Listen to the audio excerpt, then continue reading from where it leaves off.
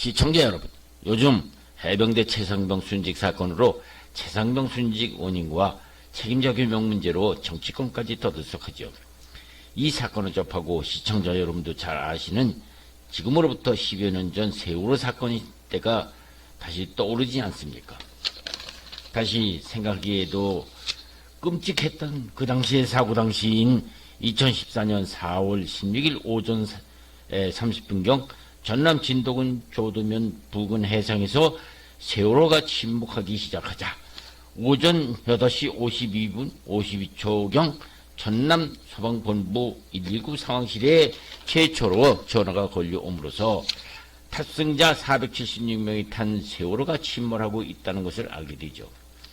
신고 전화를 받은 전남 소방본부에서는 목포 해경에 보고하였죠.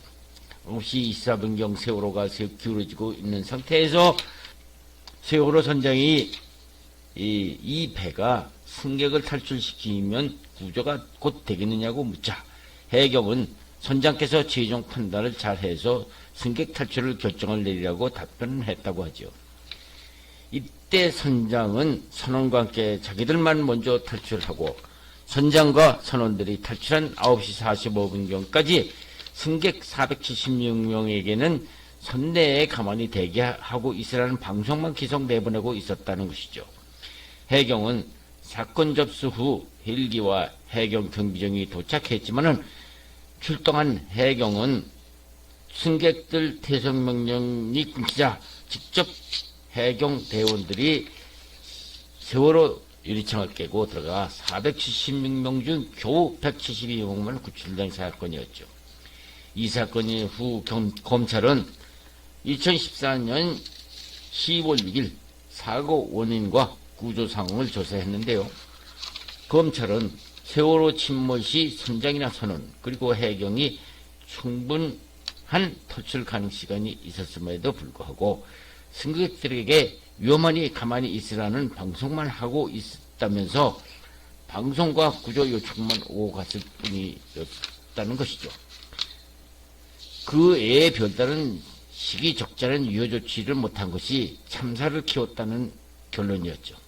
그런데 이런 위급한 상황에서 사건 후 국민들 중에는 이런 국가재난 위기 중에 해경의 구조 활동으로만 구조의 한계가 있다는 것이죠. 당시 해군을 동원했더라면 한 명이라도 더 구할 수 있었지 않느냐 하는 여론이 있는 것이죠. 이 부분에 대해서는 2014년 4월 25일자 연합뉴스 보도에 의하면은 세월호가 침몰하고 있다는 보고를 받은 4만 500톤급 미 해군 칠함대 함정이 구조하러 나섰는데 한국군 지휘부가 한국이 보유한 선박과 항공기 등 현재 자원만 활용해도 수색 및 작업을 하는데 충분하다는 한국군 지휘부의 결정에 따라서 출동되었던 리처드 호가 지원 임무에서 손을 떼고 사고 해역에서 벗어났다고 하죠. 칠함대 공보실장이 이 보도 자료를 통해서 밝혔다는 것입니다. 사고 당시 리처드 호는 서해에서 통상적인 순찰 활동을 벌이고 있었으며 칠함대 함정의 지시로 구조 지원 임무 수행차 사고 해역으로 이동하다가 모항인 일본의 사세보 항으로 되돌아갔다는 것이죠. 세월호 사건 이후 미국 성조지라는 언론에서는 당시 미 해군의 수색 지원 과정에서 한국 해군의 지원 요청을 하고서도 그냥 되돌려 보내는 이유가 뭐냐고 보도하고 있었다는 것이죠. 국민들은 이런 위기 상황에 대비한 훈련을 잘못해서인가? 아니면 한국군의 수준이 부족해서인가? 아니면 또 다른 이유가 있어서인가? 세월호 참사 진상 규명 과정에서 밝혀야 할 과제 중에 하나라고 말을 하고 있죠. 이런 사건을 경험한 때문인지 윤석열 정권은 각종 국가 재난에 군이 적극 나서서 지원하다가 이번 경북 예천수해 사건 현장에서 최상병 순직 사건이 발생된 것이죠. 2023년 7월 16일 전국적인 수해 피해와 관련해서 한덕수 총리는 중앙재난안전상황실의 상황센터에서 행안부, 국방부 등 각 부에 대한 폭우 대책 회의를 열고 국민의 안전을 지켜내기 위해서 특히 군과 경찰, 소방, 지자체의 모든 인력과 자원을 총동원해서 최선을 다하라고 지시를 합니다. 총리 지시에 따라서 국방부는 경북 예천군 등 7개 지방자치단체에서 13개 부대와 472명 또 장비 69대의 지원이 이루어지고 있다고 보고를 하게 됩니다. 한덕수 총리는 폭우 사태로 비상근무 중인 공무원과 군인, 경찰 등을 격려하면서 한치의 긴장도 늦추지 말고 과할 정도의 선제적 조치와 지속적인 점검과 신속한 복구를 통해서 국민을 지키는 데 안전을 다하라고 지시를 하게 됩니다. 시청자 여러분, 요즘 경북 예천 수해 현장에서 실종자 수색 중 해병대 소속 고 최수근 상병이 금리에 휩쓸려 숨진 사고와 관련 군인들을 위험한 하천 수색 현장에 투입 사건에 대해서 말도 많고 탈도 많죠. 문제는 구명조끼조차 준비도 없이 투입된 해병 장병들에 대하여 과연 일선 지휘관들이 올바로 판단하였느냐가 관건인데요. 구명조끼나 로프도 없이 더구나 그 지역의 지형 파악조차도 제대로 되지 않은 수색작전에 주먹구구식 수색을 시킴으로 해서 해병대 일사단 소속 고 최상병이 예천 내성천 일대에서 실종돼서 14시간 만에 평교 하류 400m 지점에서 발견됨으로써 이 사건의 책임자가 누구냐를 가리기 위한 과정에서 요사이 누구까지가 최상병 순직 사건의 책임자를 두고 해병대가 경찰이 의뢰한 최상병 순직 사건의 책임 소재를 의뢰하는 과정에서 정치권이 개입함으로써 단순한 군 내부의 처리 문제가 정치 문제거리로 둔갑 온 나라가 시끄럽게 되고 있죠. 야당이 이 문제를 더 정치 문제로 둔갑시키면서 복잡해지자 정부는 뒤늦게 경찰과 공수처의 철저한 수사를 하게 하였죠. 그런데 이 과정에서 야당은 더 정치 문제화시키기 위해서 엄연히 제도권 내 사법기관이 수사를 시작하고 있는데도 불구하고 경찰이나 공수처 수사는 인정 않겠다며 특검만을 강조하게 되고 심지어는 거대 야당의 일방적으로 국회에서 특검법까지 만들어서 정부에 공포 요구를 한 바 있죠. 그러나 정부는 제도권 사법기관이 엄연히 수사를 하고 있으니 결과를 보고 특검을 하게 되면 하겠다는 대통령 거부권 행사를 하게 되고 야당은 재의결하겠다고 하고 있죠. 시청자 여러분, 여러분들은 어떻게 생각하시겠습니까? 국회나 대통령이나 다 국민들이 뽑아준 헌법기관이 분명한데 국회는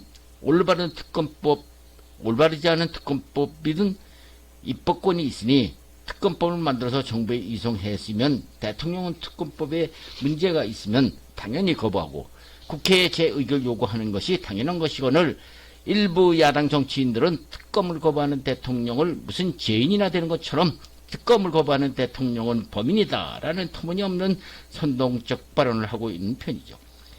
시청자 여러분, 앞에서도 세월호 때도 국민들 중에는 수백 명 우리 아이들이 물에 빠져서 죽고 있는데 대통령이나 국회의원들은 군인들을 동원해서라도 왜 구호를 하지 않느냐고 말도 많고 탈도 많아졌죠. 그렇습니다. 그래서 윤석열 정부는 그것도 바다에서 육지에서 상륙작전에 능한 해병대를 경북 예천 수해 현장에 투입시켰죠. 그런데 국류수색에 나선 해병대원들에게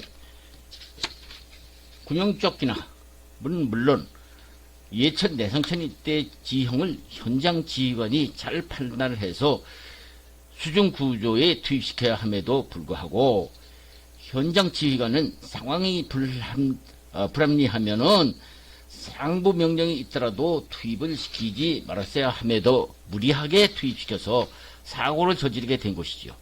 그렇습니다. 이 사건을 보면서 300여 년 전 임진왜란 때 얘기 한 가지 해야 하겠습니다. 1592년 임진왜란 때 삼도 수군 통제사로 임명되었던 이순신 장군 얘기입니다.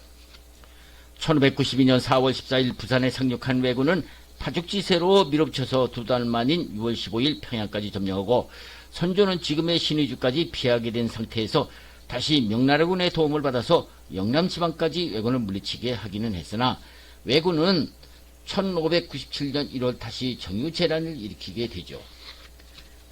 이때 일본 고니시의 부하인 요시라라는 자가 지금으로 말하면 경상도 서부 육군 사령관격인 김응서 경상우도 병마절도사에게 은밀히 찾아와서 지금 우리나라가 중국과 정전협정을 맺고 있던 것처럼 일본과 조선이 정전협정을 맺으려고 하고 있는데 이를 거부하는 가토라는 일본 사령관이 대마도에서 부산으로 다시 군사들을 싣고 들어올 예정인데 이번 가토 장군을 저지시켜야 일본과 조선이 종전협정이 잘 될 것이라면서 조선 수군 동원 가토를 격퇴시키면 종전협정이 순조롭게 될 것이라고 경상무도 병모절도사 김응서를 살살 꼬드기죠. 미련한 김응서는 이 내용을 바로 조정에 보고를 하였죠. 이 보고를 받은 선조는 김응서의 첩보를 사실로 믿고 가토 부대에 대한 공격을 부산 앞바다에서 물리치라고 이순신에게 명령을 내리죠. 그러나 이순신은 가토나 고니시 부하인 요시라의 말대로라면 가토 지원부대가 부산에 상륙한다면 그 정보야말로 중대하기는 했지만은 그러나 이순신은 고니시가 조선 수군을 넓은 앞바다로 끌어내어서 역습하려는 유인 전술이라고 판단을 하고 선조가 부산 앞바다에 나가 싸우라는 지시를 거부하고 나가지를 않죠. 결국 이순신은 2월 26일 한산도 통제영에서 체포되어서 3월 4일 한양 감옥에 수감되었죠. 그리고 어명을 어겼다고 고문까지 당하고 사형 소리까지 나왔었지만 의정 정탁에 간절한 이순신 구명 상소로 이순신은 간신히 목숨을 건져서 4월 1일 석방되고 곤열도 원수를 따라서 백이 중군하게 되었죠. 시청자 여러분, 이순신이 이렇게 된 후 부산 앞바다에는 무슨 일이 벌어졌습니까? 일본 지원군은 다시 안전하게 부산의 대부대를 상륙시키는 동시에 그해 7월 15일 칠천량에서 이순신 후임으로 임명된 원균이 이끄는 조선수군을 대패시키게 하였죠. 요거는 이렇게 해서 다시 남해를 장악하고 호남과 충청도까지 치고 올라가게 되었죠. 역사는 이것을 정유재난이라고 부릅니다. 시청자 여러분, 당황한 선조는 원균과 칠천량 대패에서 소식을 듣고 7월 22일 이순신을 다시 부르고 다시 통제서로 임명을 합니다. 이순신이 이때 한 말이 아직 쟁쟁합니다. 전하, 12척의 배가 있습니다. 라는 말은 지금도 사람 입에서 오르내리고 있죠. 그렇습니다. 과연 9월 18일 이순신 12척의 조선수군으로 130여 척의 왜군을 격파, 다시 해 왜군의 서해 진출을 막게 되고 보급의 길이 끊어진 일본군은 충청도 직산에서 조선과 명나라 연합군을 반격을 시작하게 되었죠. 시청자 여러분, 이순신 장군 선조가 김응서로 받았다는 비밀 첩보가 조선수군을 부산 앞바다로 끌어내어서 역습하려는 유인 전술이라고 본 이순 지휘관의 판단 때문에 나가지 않았기 때문에 문제이지. 만일 선조의 지시대로 했더라면 칠천량 전투에서 싸움 한 번도 못해보고 전사함으로써 정유재난을 만들게 한 장범인이 되었을는지도 모르죠. 시청자 여러분, 오늘날 최상병 사건 왜 이렇게 시끄럽습니까? 이선 지휘관들이 임진왜란 때 모양으로 손쉽고 판단을 하고 이순신같이 실행을 했더라면은 오늘날같이 정치권이 시끄러운 일이 벌어지지 않았겠죠. 애꿎은 윤석열 대통령이 최상병 순직한 것에 대한 질책을 두고 정치권에서 예합이니 심지어는 탄핵 소리까지 나오는 한심한 정국이 아닙니까? 시청자 여러분, 끝으로 1597년 9월 이순신이 선조에게 올린 장계를 가림하고자 합니다. 지금 신에게는 아직 12척의 배가 남아 있습니다. 죽을 힘을 다해 맞서 싸운다면 해볼만 합니다. 전선의 수는 비록 적지만은 실이 죽지 않았으니 적이 감히 우리를 업신여기지 않을 것입니다. 일선 지휘관들 정말 잘해야 합니다. 300여 년 전 선조와 이순신 장군의 이 얘기는 남의 얘기가 아닙니다. 마지막으로 정치권들 너무 이 문제를 정치화시키지 마십시오. 조선을 망하게 한 것은 당시 동인 서인 노론 소론 등 당파사 싸움 때문이었습니다.